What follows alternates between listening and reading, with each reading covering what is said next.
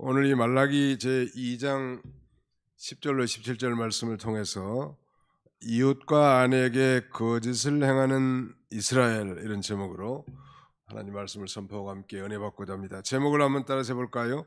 이웃과 아내에게 거짓을 행하는 이스라엘. 이스라엘 백성들이 누구와 누구에게 거짓을 행했어요?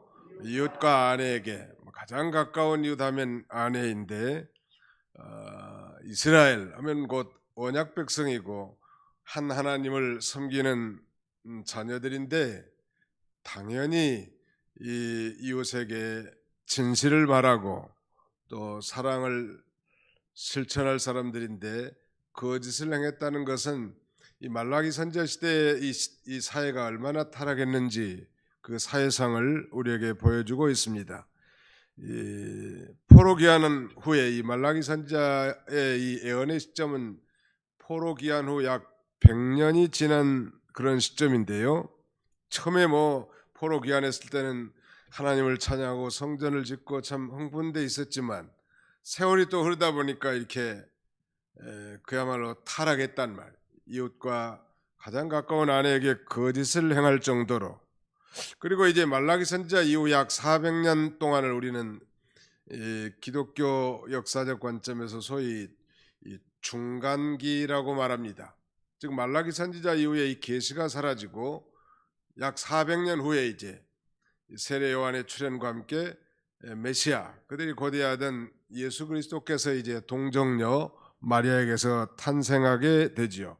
그러니까 그야말로 어두운 시대를 시작하는, 그야말로 타락하고 부패한 시대, 그게 바로 이 말라기 선지자의 설교 마지막 시대라고 할 수 있는데, 오늘 이 말라기는 말라기 선지자의 그 6개 설교로 구성되어 있는데, 오늘 그 세 번째 설교 내용입니다. 자, 그는 이 가정생활의 타락을 개탄하면서 하나님께서 크게 진노하고 계심을 강조하고, 마땅히 한 하나님을 섬기고 모신 이스라엘 백성이 이 우상 숭배자들과 결혼함으로써 타락하고 있음을 경고하고, 또 이스라엘 백성이 연약한 아내를 버리는 것을 또 경고하고 있습니다. 자, 오늘 본문에 보니까 거짓을 행하여, 거짓을 행하였다, 혹은 유다가 거짓을 행하였고 거짓을 행하지 말지니라, 이런 표현들이 무려 5번이나 언급되어 있어요. 자, 11절 하반절에 11절 상반절에 보시면 유다는 거짓을 행하였고, 또 10절 하반절에는 우리 각 사람이 자기 형제에게 거짓을 행하여 그랬죠. 14절 하반절에도요, 내가 그에게 거짓을 행하였도다. 15절 하반절에도 삼가지 겨울에서 맞이한 아내에게 거짓을 행하지 말지니라. 16절 마지막 하반절에도 그러면 너희 심령을 삼가지 켜 거짓을 행하지 말지니라. 우리 이렇게 반복하고 있는데, 이 성경에서 반복하고 있다는 것은 중요한 것을 의미합니다. 그래서 이 이웃과 아내에게 거짓을 행하는 이스라엘에 대해서 지금 신랄하게 책망하고 돌이키기를 촉구하고 있는 것입니다. 자, 구체적으로 살펴보시면 이제 오늘 본문은 세 부분으로 나눌 수 있는데, 형제에게 거짓을 행함 10절, 또 이방신의 딸과 결혼함 11절로 12절, 마지막 13절로 17절까지는 정당하게 결혼한 아내와 이혼함. 자, 한번 따라서 봅시다. 형제에게 거짓을 행함, 이방신의 딸과 결혼함, 정당하게 결혼한 아내와 이혼함. 예. 10절을 보시겠습니다. 우리는 한 아버지를 가지지 아니하였느냐? 한 하나님께서 지으신 바가 아니냐? 어찌하여 우리 각 사람이 자기 형제에게 거짓을 행하여 우리 조상들의 언약을 욕되게 하느냐? 옛날 성경에는 이 거짓을 행하여 이런 표현을 괴사를 행하여 다 이렇게 번역이 됐어요. 뭐 괴사를 행하였고 괴사를 행하였도다. 유다는 괴사를 행하였고 괴사를 행하지 말지어다. 우리 새로 번역된 이 개역 개정에는 전부 다 거짓을 행하였다. 아무튼 말라기 선지자 이후에 선지자를 일으키지 세례요한이 오기까지 선지자를 일으키지 않을 정도로 극도로 타락한 시대의 특징 하나가 바로 이 거짓이라는 것인데요. 오늘 이 시대는 정말 이 거짓이 그야말로 일상화된 시대라고 말할 수 있지 않을까요? 뭐 TV에서도 그렇고 일반 사람의 대화 속에서도 그렇고 심지어는 뭐 거짓으로 요새 뭐 그 보이스피싱이라고 하는 거 완전 거짓말 아니요? 거짓말 해가지고 사람의 돈을 빼앗으려고 하는 그런 행위, 거짓이란 말. 온통 세상에 다 이 거짓말로 꽉 찼어요. 이것은 내 이웃에게 거짓 증거하지 말지니라고 하는 하나님의 그 윤리적 도덕 명령, 이 도덕법의 중요한 이 교훈인데 그것이 무너졌단 말, 이 시대. 아무튼 오늘 우리 시대가 우리가 이제 소위 종말론적 그런 신앙을 가지고 이 시대를 바라보면 모든 것이 다 끝이 왔어. 환경 문제도 끝이요, 도덕적으로도 다 완전히 끝이고 이제 예수님의 재림만 기다리는 그런 시대에 갔습니다. 이런 시대에 우리가 사는 줄 알고 그 거짓을 좀 잘 분별하고 또 내 자신이 진실하게 살고, 옛날에 이병규 목사님 스승 이북의 그 이기선 목사님에게 제자들이 와가지고 목사님, 신자에게 가장 중요한 덕목이 무엇입니까? 라는 이 질문에 대해서 진실이라고. 둘째는 무엇입니까? 둘째도 진실이다. 셋째는 무엇입니까? 셋째도 진실이다. 이 진실을 강조했다고 합니다. 거짓말하는 거, 그 서양 사람들은 그 자녀들을 양육하는 데 있어서 어떤 다른 죄보다도 이 거짓말하는 거에 대해서 굉장히 호되게 다룹니다. 사람이니까 잘못할 수도 있고 잘못되게 행할 수도 있겠지만 그러나 그것을 덮으려고 하는 그 거짓말, 이건 정말 무서운 죄란 말. 이런 시대에 우리가 살고 있다고 생각을 하고 우리가 성도끼리 한 피바다 한 형제된 그리스도인들끼리 거짓말하지 말고 진실하게 사시기를 축원합니다. 한번 제목을 다시 한번 뗍시다. 이웃과 아내에게 거짓을 행하는 이스라엘.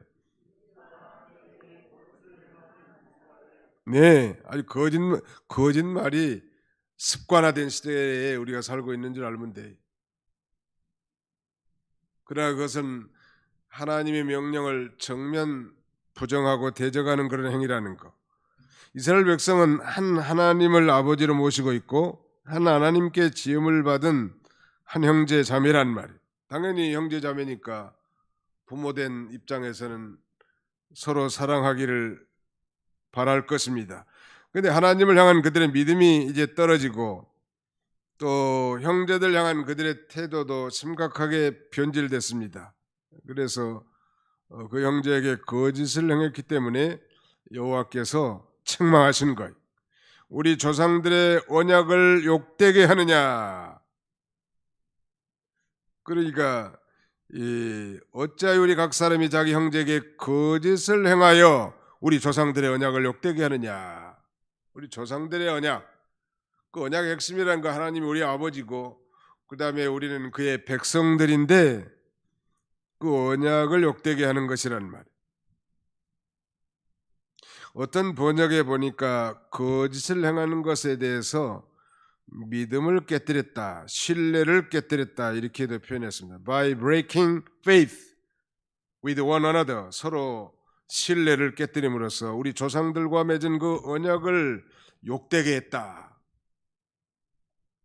그런 말이, 같은 형제들을 서로 멸시하고 억울하게 하고 속이는 것은 그건 언약을 어기는 것입니다. 모두가 다 한 아버지신 하나님 아래 형제 자매인데 형제 자매 간에 서로 속이고 괴롭히고 다투면 그 하나님이 기뻐하시지 않지 않겠어요?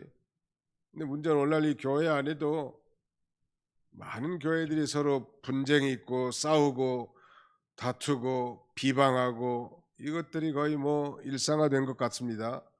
이것도 다 마지막 세대 말세한 현상이. 옛날 신자들은 그렇게 하지 않았죠. 그래서 교회들이 많이 분할된단 말이에요. 서로 싸워가지고 뭐 도저히 용납할 수 없는 그런 상태까지 진행이 되는 거예요. 참 안타까운 시대에 형제자매 간에 서로 신뢰할 수 있어야 되겠는데 말이죠. 저도 뭐 여러 번 들은 얘기지만 뭐 장로님에게 돈을 빌려줘 가지고 상당한 금액을 그 못 받은 모양이에요. 그러니까 뭐 얼마나 그 믿음이 연약한 남편이나 가족들은 얼마나 이 교회에 대한 이 신뢰가 떨어지겠냐는 말. 비단 뭐 장로님만이 아니요. 어떤 사람은 뭐 목사님에게 뭐 보증을 잘못 써줘 가지고 집안이 어려움을 당한 경우도 있고 성도들끼리도 마찬가지. 이건 누구를 믿는 말. 그래서 우리는 아무튼 뭐 교회에서 이 보증서 주지 말라고 또 자문에도 보증을 서지 말라고 그렇게 가르치는데 그러나 그것은 무조건 문자적으로 보증을 서지 말라는 건 아니고 정말 어려움을 당하고 내가 보증을 서주지 아니하면 안 될 그런 처지가 있는 사람이 있을 거라고. 이런 경우에는 자기가 희생을 각오하고 해줄 수 있겠죠. 그러고 받을 것을 전제로 뭐 그런 기대하지 않고 아무 뜻 없이 보증을 섰다가 어려움 당한 일도 많이 있단 말. 아무튼 뭐 예수 믿는 사람들 때문에 형제가 실족을 하고 이런 일들이 비일비재한데 말라기 선지자 시대에는 보니까 자기 형제에게 거짓을 행해서 조상들의 언약을 어겼다. 하나님 언약 백성들끼리 거짓말하는 거예요. 그다음에 또 타락의 사회상은 이방신의 딸과 결혼했다는 거예요. 11절로 12절 한번 같이 읽어보실까요? 11절로 12절까지 시작. 유다는 거짓을 행하였고 이스라엘과 예루살렘 중에서는 가증한 일을 행하였으며 유다는 여호와께서 사랑하시는 그 성결을 욕되게 하여 이방신의 딸과 결혼하였으니 이 일을 행하는 사람에게 속한 자는 깨는 자나 응답하는 자는 물론이요 만군의 여호와께 제사를 드리는 자도 여호와께서 야곱의 장막 가운데서 끊어 버리시리라. 유다는 거짓을 행하였고 이스라엘과 예루살렘 중에는 가증한 일을 행하였으며 이 가증한 일은 우리가 상상할 만큼 바로 우상 숭배를 가리킨다고 할 수 있겠습니다. 또 유다는 여호와께서 사랑하시는 그 성결을 욕되게 하여 이방신의 딸과 결혼했다. 이방신의 딸과 결혼하는 거. 이방신의 딸과 결혼한 대표적인 예가 솔로몬 왕 아니요? 솔로몬의 타락의 원인은 바로 이방신을 섬기는 여인들, 물론 뭐 타국의 공주들이겠지만 그 수많은 여인들을 취함으로써 그 우상에 함께 들어오게 되고 그 믿음 좋던 솔로몬이 결국 우상 숭배의 죄를 범하게 됩니다. 그러니까 이 이방 신을 섬기는 여인을 취했다고 하는 것은 곧 뭐 자기가 무슨 전도하면 될 것 같지만 그 어려운 일이요. 자기가 뭐 그 교종시키는 거 자기 힘으로 되는 거 아니요. 그 믿는 처녀들이 믿지 않는 총각들과 결혼할 때 항변하는 변명하는 말 중에 하나가 제가 전도하면 되지요. 뭐 생긴 것도 잘생기고 집안도 부자고 공부도 많이 하고 직장도 좋고 그런데 예수는 안 믿어. 아깝단 말이에요. 내가 저 인간하고 결혼해서 꼭 전도해야지. 좋은 생각이지만 그 사람이 믿을지 안 믿을지 어떻게 아냔 말이에요. 그 믿음은 선물인데 하나님의 주권적 사항인데 그거 어려운 일이에요. 그래서 평생 고생하는 거예요. 말하자면 불신 결혼을 말미암아서 평생 고생하는 거예요. 아무튼 이방신을 섬기는 여인과 결혼하는 거, 이방신의 딸과 결혼하는 것은 타락의 징조예요.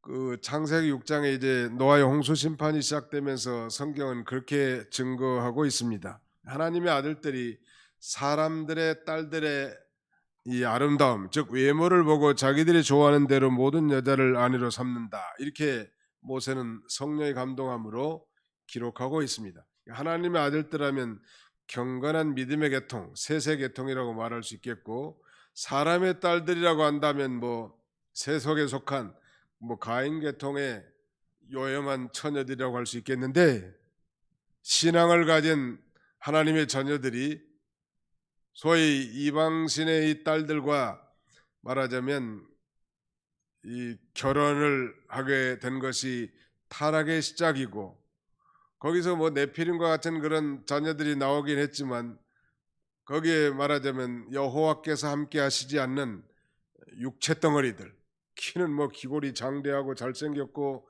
대단한 무리가 후손들이 출생했지만 거기에 믿음이 없는 거예요. 인성은 다 빠져나가고 그야말로 짐승과 같은 그런 성품만 남아 있기 때문에 하나님이 홍수로 이 세상을 쓸어버린 것입니다. 하나님의 아들들이, 그 반대도 적용이 되겠죠. 사람의 딸들의 이 외모, 아름다움을 보고 취했단 말.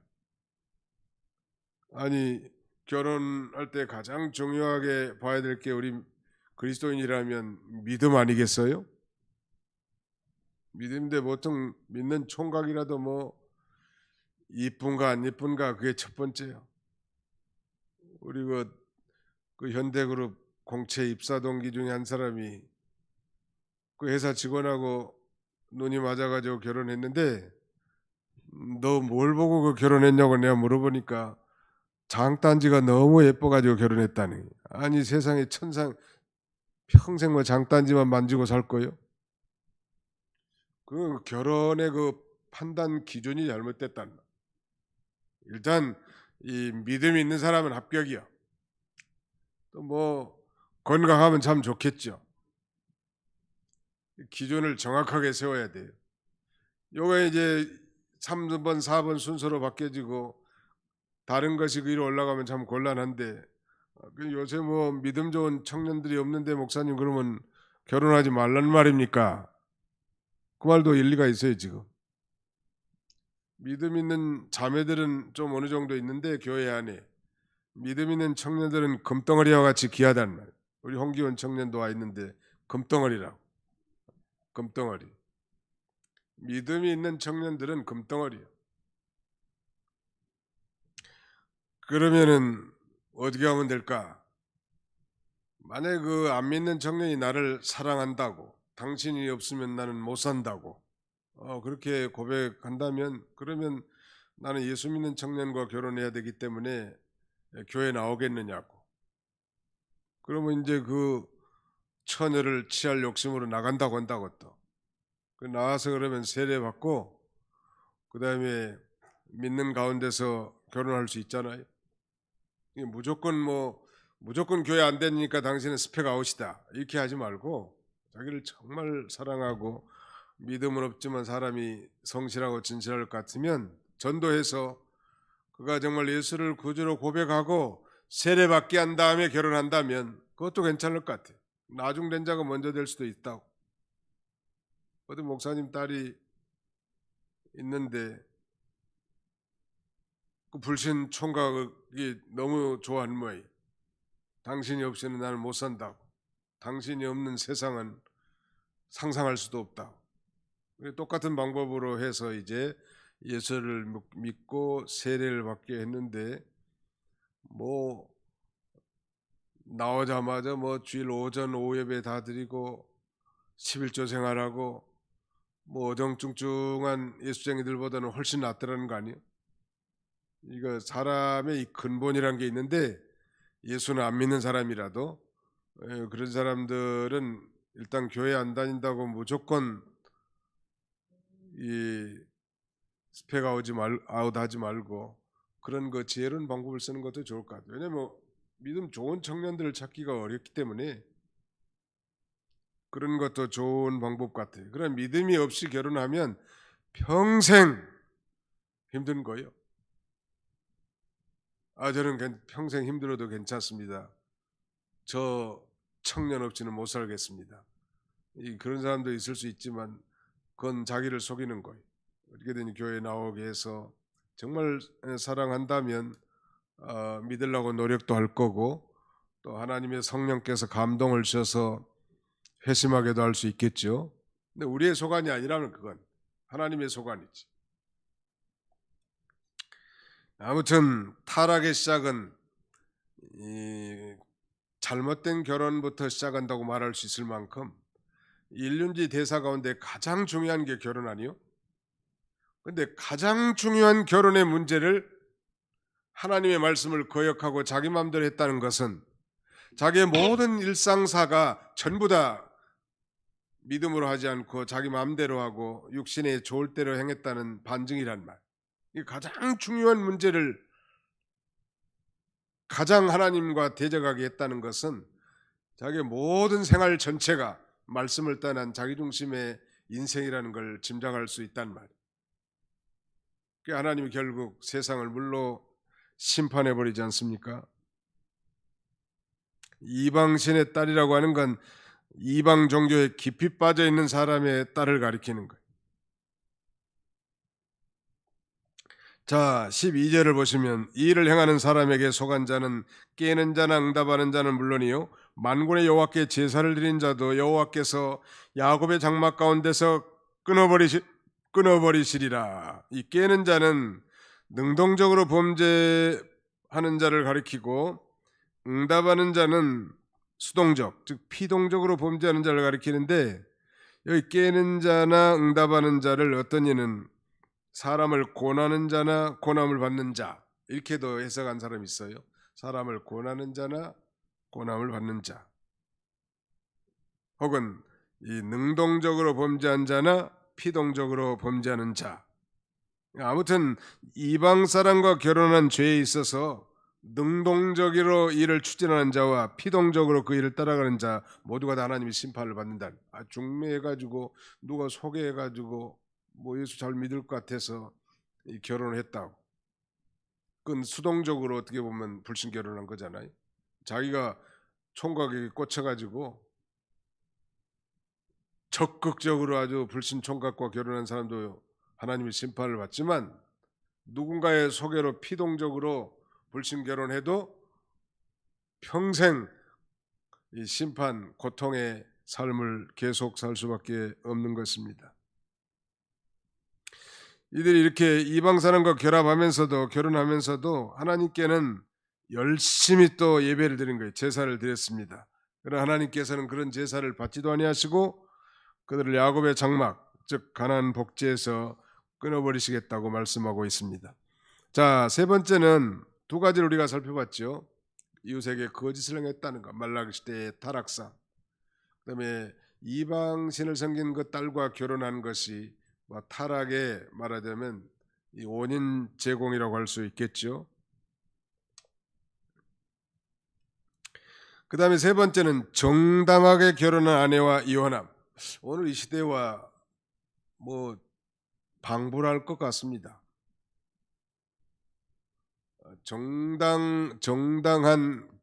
정당하게 결혼을 했는데 그런 아내와 이혼했단 말. 얼마나 이 가정 파괴, 이 가정의 이 파괴는 곧 사회에 말하자면 범죄를 넘치게 하는 거 아니에요? 가정이 파괴되면 벌써 그 자녀들이 탈선될 것은 불을 보듯 뻔하고 또 그들이 또 결혼하고 새 가정을 이루는 그런 이 상처와 트라우마를 가지고 사는 그런 사회가 얼마나 정말 상상할 수도 없을 만큼 비극적이란 말. 이거 그 사회가 건강하려면 가정이 건강해야 돼. 가정이 하나님이 내신 최고의 축복의 기간 아니에요? 믿음으로만 이루어진 그 가정이라면 최고의 천국 가정이. 믿으시면 아멘 합시다. 믿음으로 이루어진 가정은 천국 가정이란 말. 그런데 이 정당하게 결혼한 아내와 이혼했는데 거기 13절로 14절 한번 보실까요? 너희가 이런 일도 행하나니 곧 눈물과 울음과 탄식으로 여호와의 제단을 가리게 하는도다. 그러므로 여호와께서 다시는 너희의 봉헌물을 돌아보지도 아니하시며 그것을 너희 손에서 기꺼이 받지도 아니하시거늘 너희는 이르기를 어찌 됨이니까 하는도다. 이는 너와 내가 어려서 맞이한 아내 사이에 여호와께서 정이 되시기 때문이라. 그는 내 짝이요 너와 서약한 아내로되 내가 그에게 거짓을 행하였도다. 이혼 문제에 대한 하나님의 말씀인데, 정당하게 결혼한 아내를 내쫓아서 그 아내가 성전에 나와서 눈물과 울음과 탄식으로 이제 여호와의 제단 앞에 나오게 했다는 거예요. 이걸 여호와의 제단을 가리게 한다고 지금 책망하셨는데, 오늘날도 이 정당하지 않게 이혼하는 일이 많이 일어나고, 이 정당하지 못한 이혼은 가정을 파괴시키는 그야말로 마귀 역사는, 뭐 연예인들은 뭐 밥 먹듯이 뭐 이혼도 없디다만, 우리 예수 믿는 사람들은 하나님께서 이혼을 싫어한다고 했어요. 어디 그랬습니까? 16절 한번 같이 읽어볼까요? 16절 시작. 이스라엘 하나님 여호와가 이르노니 나는 이혼하는 것과 옷으로 학대를 가리는 자를 미워하노라. 만군의 여호와의 말이니라. 그러므로 너희 심령을 삼가 지켜 거짓을 행하지 말지니라. 나는 이혼하는 것을 미워한다는 거예요. 또 옷으로 학대를 가리는 자를 미워한다는 거예요. 옷은 이스라엘 백성들 사이에서 그 결혼을 상징한다고 하는데, 아무튼 결혼해가지고 그 학대하는 거 싫어한다는 거예요. 남녀가 하나님의 섭리 가운데 결혼해가지고 이혼하면 그 가슴이 천갈래 만갈래 찢어지는 거예요. 많은 사람들이 이혼한 다음에 왜 그때 나를 누군가가 한 사람이라도 이혼하면 안 된다고 말해준 사람이 없었는가, 그렇게 후회한 사람이 많다고 합니다. 뭐 겉으로는 멀쩡하게 또 재혼해서 사는 것 같아도 그 속에 갈라진 그 상처가 트라우마로 남아있단 말. 우리 믿는 자들, 우리 예수님께서도 하나님이 짝재준 것을 사람이 나누이지 말지니라 라고 말씀하셨습니다. 신약시대. 근데 옛날에 이병규 목사님은 거기에 대한 교훈으로 뭐 전쟁이라든지 불가피한 일로 인해서 부부가 멀리 떨어져 있어서 인력으로는 도저히 합할 수 없을 경우, 마치 유다 백성들이 바벨론에 포로 잡혀가 가지고 사는 경우에 결혼하라고 한 것처럼. 근데 우리나라도 뭐 6.25 때 뭐 남편과 아내가 갈라진 경우가 많이 있어요. 그래도 그 장기려 박사 같은 분은 끝까지 북한에 있는 아내와 자식들을 생각하고 재혼하지 않았고, 많은 분들은 또 뭐 만날 수도 없고 결합할 수도 없으니까 결혼을 하는 것을 용납했었지요. 또 한 가지는 이제 이 남편이나 아내나 어떤 그 신앙적인 문제, 종교적인 문제로 헤어지기를 원한다면 바울 사도도 고린도전서에서 그렇게 교훈하고 있는데, 뭐 헤어지도록 하라는 거예요. 근데 남편이 헤어지자고 하지 않았는데 자기가 헤어지는 건 그건 죄지만, 남편이 뭐 종교적인 문제로 인해서 뭐 교회를 가지 말아라, 그다음에 이렇게 강요한다면 같이 살 수가 없지 않겠어요? 그다음에 결정적으로는 뭐 예수님도 말씀하셨습니다만 음행한 영고, 아내 남편이나, 그래 어떻게든지 하나 용서해주고 또 하나 돼서 살면 좋겠지만 그럴 만한 믿음이 있는 사람이 몇 명이나 되겠냐는 말. 그래서 인간의 그 완악함 때문에 그 허용한 것이지, 하나님께서는 이혼하는 걸 원하지 않는다는 그런 신앙적인 이유 때문에 버림받은 여인들이 많아요. 그거 어떻게 하겠어? 바지가리를 매달릴 수도 없고 혼이 싫다고 도망가는데 안 사겠다고. 그런 일들이 아주 많다고. 신앙적인 이유. 그러나 불신 남편이라도 믿음이 좋은 아내와 핍박하면서도 같이 살기를 원한다면 갈라서서는 안 될 것을 바울이 또 교훈하고 있죠. 아무튼 이 말라기 선지자 시대에 이렇게 정당하게 결혼한 아내를 내쫓은 모양이에요. 성경에서 허락된 조건 외에 아내와 남편을 내버리면 그 사람이 눈물과 울음과 탄식으로 하나님께 나가서 호소하게 되고, 하나님께서는 그 여인의 기도를 들으시고 내쫓은 남편을 심판하시겠다는, 또 그들이 아내를 내쫓고 하나님 앞에 아무리 나와서 예배 잘 드리고 뭐 연보 많이 하고 해도 하나님이 그걸 받지 않으신다는 거예요. 하나님 앞에서 결혼 서약한 것을 지키지 아니하고 아내를 내버리는 것은 그건 괴사를 행하는 것이고 거짓을 행하는 것이라는 것. 그러니까 하나님 앞에서 정식으로 결혼한 다음에는 하나님이 갈라주기 전에는 사람이 마음대로 이혼할 수 없다는 것. 하나님이 갈라주는 게 뭘까? 뭐 죽음으로도 갈라주겠죠. 천당 가면 어차피 헤어져야 되니까. 그리고 남편에게 내어 쫓김 당한 것도 그 어쩔 수 없이 하나님이 갈라준 거라고 할 수 있어요.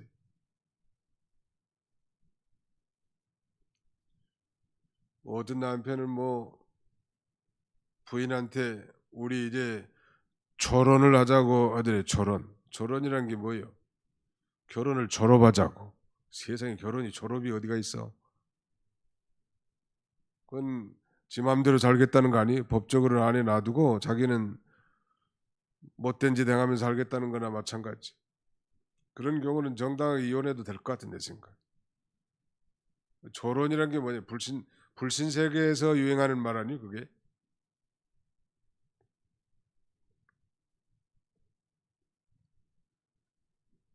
자, 15절로 16절 잠깐 보실까요? 그에게는 영이 충만하였으나 오직 하나를 만들지 아니하셨느냐? 어찌하여 하나만 만드셨느냐? 이는 경건한 자손을 얻고자 하심이라.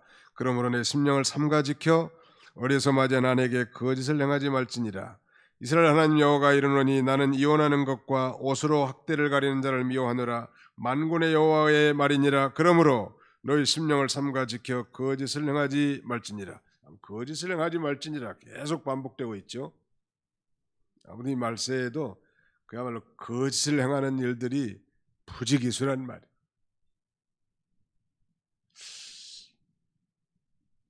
기독교 윤리학에는 소위 거짓말에 대한 그런 주제가 나오는데, 생명의 문제와 거짓말과의 연관이 돼 있을 때, 즉 기생 라합이 이스라엘의 정탐꾼을 숨겨 줄 때 거짓말했단 말이에요. 이스라엘 정탐꾼을 그 지붕에다 삼대로 덮어놓고 숨겨놓고 지나갔다고 거짓말했기 때문에 정탐꾼이 생명을 유지했고, 기생 라합의 거짓말 때문에 생명이 살지 않았습니까? 그 생명의 문제와 같은 중대한 문제에 대해서 어떻게 더 큰가? 생명을 살리는 것이 큰가? 거짓말한 것이 더 큰가? 여러분들 생각은 어떻습니까? 또 출애굽 시대에도 이스라엘 백성들에게 바로 왕이 명령합니다. 사내 아이가 나면 하수에 쳐놓고 계집 아이가 나면 살려두라고. 근데 히브리 산파들이 거짓말합니다. 왕에게. 히브리 여인들은 아주 건장해가지고 우리가 동달하기 전에 출산을 잘한다고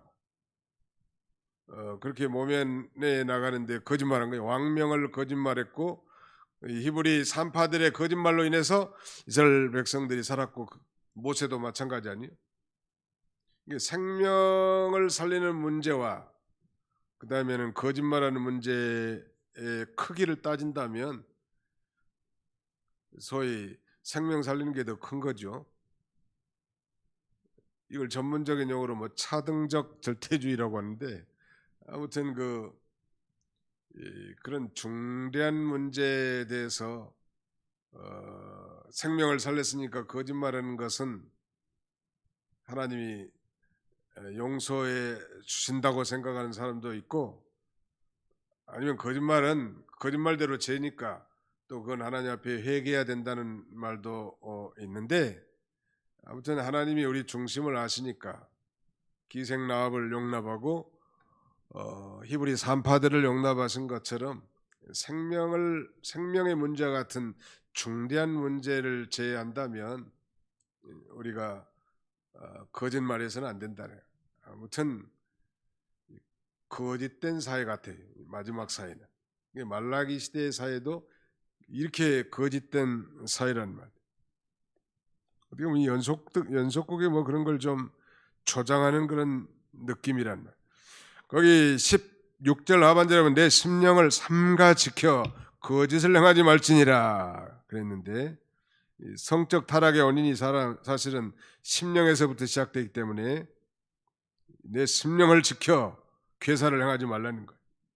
예수님께서 그 간음하지 말라고 하는 7계명을 해석하면서 여자를 보고 음욕을 품는 자마다 이미 간음하였느니라. 마음에서부터 죄를 짓기 시작하게 되는 거고, 요새 이 인터넷 포털 사이트에 뉴스든지 이렇게 클릭하다 보면 여자들이 뭐 거의 뭐 벗고 있는 그런 반나 정도의 사진은 쉽게 볼 수 있어요.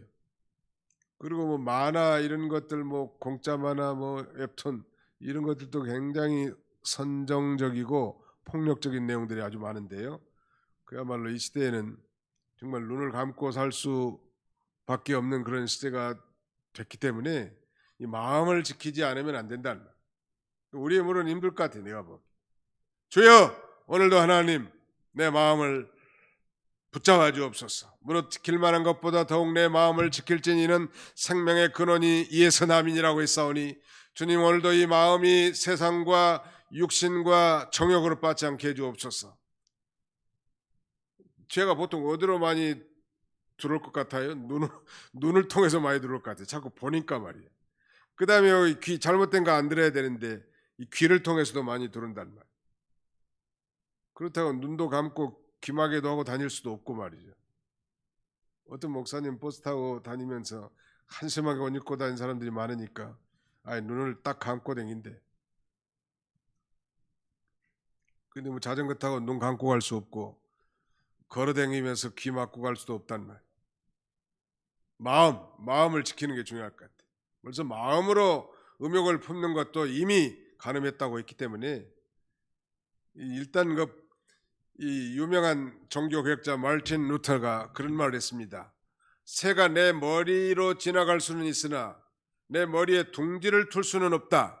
누구든지 경건한 사람이든 믿는 사람이든 믿지 않는 사람이든 그런 못된 생각이 다 스쳐 지나가지만 내 심령에다가 그걸 새집지지 못하도록 계속 상상의 나래를 펴는 거예요.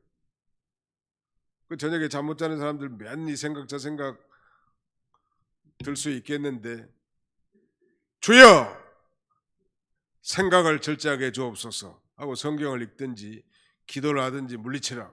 계속 쓸데없는 생각에 뭐 꼬리에 꼬리를 물고 그 정신 착란증 걸리는 거예요. 쓸데없는 생각을 절제하라는. 한번 따라합시다. 생각을 절제합시다. 생각도 절제하는 게 필요해요. 생각이 아주 중요한 겁니다. 올바른 생각, 참 좋은 거거든요. 늘 성경을 읽고 묵상하면 좋은 생각이 나와요. 그 반대 행위는 나쁜 생각이 나온다. 자, 마지막 절 읽고 마칩시다. 17절입니다. 시작. 너희가 말로 여호와를 괴롭게 하고 또 이르기를 우리가 어떻게 여호와를 괴롭혀 드렸나이까 하는도다.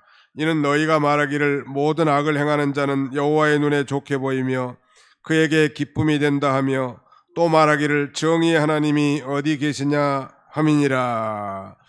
이 악을 행하는 자는 불의를 행하면서도 옳다고 하는데, 그들이 여호와를 말로 괴롭게 하면서도 깨닫지 못한다는, 이 사람의 생각은 말로 표현되죠. 하나님을 믿고 사랑하는 사람은 하나님께 대한 믿음의 말을 하고 의로운 말을 하고 또 선한 말을 하고 진실한 말을 할 것입니다. 그렇지 않으면 그 반대의 말을 할 수밖에 없단 말이에요. 그들이 말로 여호와를 괴롭게 하는 것은 뭐냐면 하나님의 공의로우심, 정의로우심에 대한 이 무시, 즉 하나님의 공의를 의심하고 하나님의 정의를 무시하는 태도에서 나온 것인데, 이렇게 말하는 거예요. 이는 너희가 말하기를 모든 악을 행하는 자는 여호와의 눈에 좋게 보이며 그에게 기쁨이 된다. 정반대로 말하잖아요. 모든 악을 행하는 자는 여호와의 눈에 나쁘게 보이고 그에게 슬픔이 된다. 이렇게 돼야 되겠는데, 타락한 시대에 이 말라기 시대의 사람들이 모든 즉 행악자들이 형통하고 일들이 잘 되고 또 여호와께서 그들을 기뻐한다. 이렇게 말하고, 정의의 하나님이 어디 계시냐?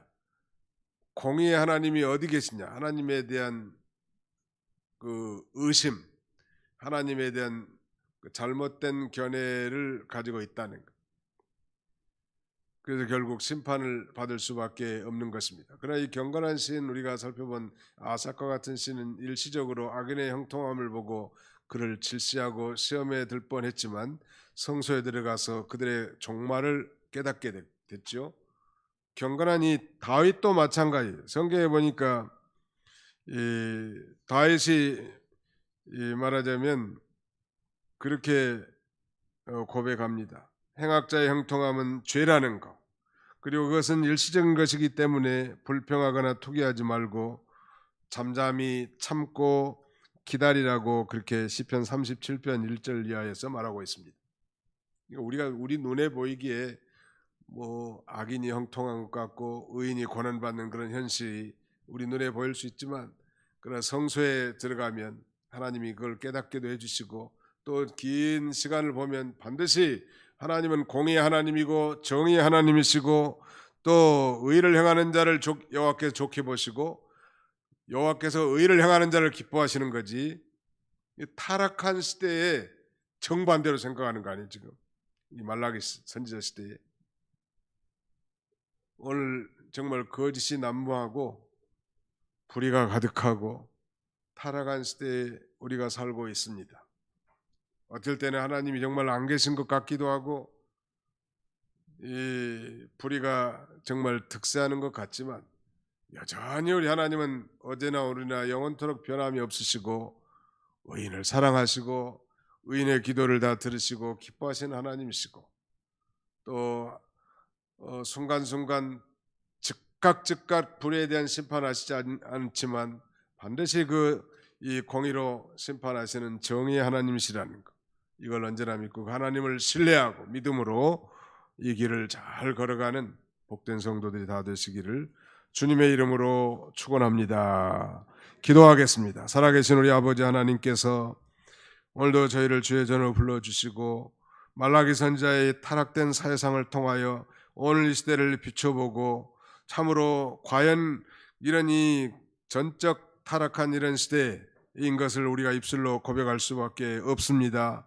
우리가 눈만 뜨고 아버지 귀를 열고 다닐 때 참으로 들려오는 이 포악의 시대, 강포의 시대에 우리가 살고 있다는 것, 거짓의 시대에 살고 있다는 것을 잊지 않게 해주시고, 그럼에도 불구하고 하나님은 이 의를 행하면서 정직하고 진실하게 사는 자와 함께 하시며 그들을 기뻐하시고 또 그들을 친언하시며 복되게 하신다는 사실을 언제나 잊지 아니하고 이 믿음으로 끝까지 주님과 동행하는 저희 모두가 다 되게 하여 주시옵소서. 남은 주간도 주님이 친히 함께 해주시길 원하옵고, 폐역한 시대에 우리가 흩어져서 정말 하나님의 별과 같이 빛나는 의인으로서의 삶을 살아갈 수 있는 저희 모두가 되도록 축복해 주시옵소서.